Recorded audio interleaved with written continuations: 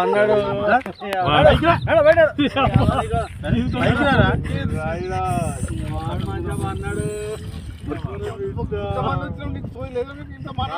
బాబాయ్ వాళ్ళు చచ్చిపోయిన అనుకుని పోయినాట ముసైతాను చచ్చిన నీళ్ళు పోయినాకు దీనికి ఎందుకు పన్న వాళ్ళ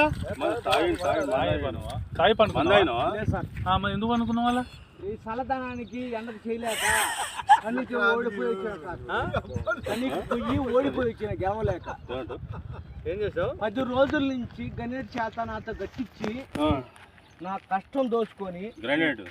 గణేట్ రాయ్ నాకు అంటే డబ్బులు ఇచ్చారు కానీ శ్రమ